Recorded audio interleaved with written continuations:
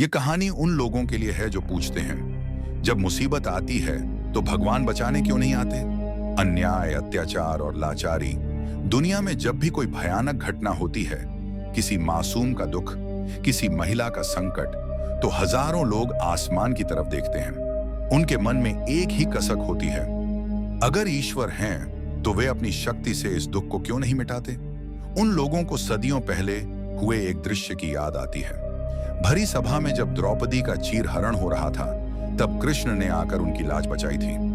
लोग तर्क देते हैं, अगर उस युग में एक भक्त को बचाया जा सकता था, तो आज हर दिन संकट से घिरी लाखों नारियों और पीड़ित व्यक्तियों की रक्षा क्यों नहीं होती? इसी असहायता के कारण कई लोगों का विश्वास टूट जाता है। परम शक्ति, जिसे हम ईश्वर कहते हैं, वह एक गहरा आध्यात्मिक सत्य प्रकट करती है, जो सीधे हमारे अस्तित्व की नींव को छूता है।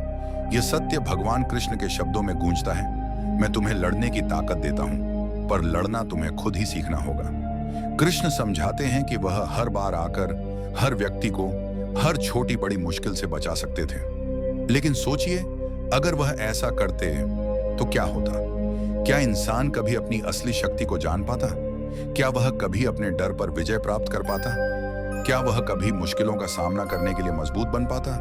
क्या उसके भीतर वीरता का जन्म होता? वह कहते हैं कि पुराने युगों के लोग इसलिए अधिक मजबूत थे क्योंकि उन्हें हर बार बचाने वाला कोई नहीं था।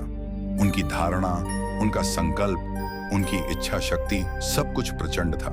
वे जानते थे कि संघर्ष ही एकमात्र ऐसा शिक्षक है जो उन्हें अजेय बनाता है। भगवान का संदेश है कि उनका काम तुम्हें युद्ध में सीधे बचाना नहीं है, उनका काम है तुम्हें प्रेरणा देना, तुम्हारे भीतर के साहस को जगाना।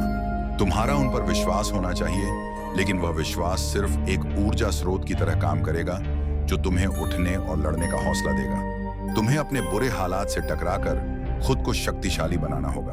तुम्हें अपनी मुश्किलों का सामना करना होगा, क्योंकि हर चुनौती तुम्हें तराशती है।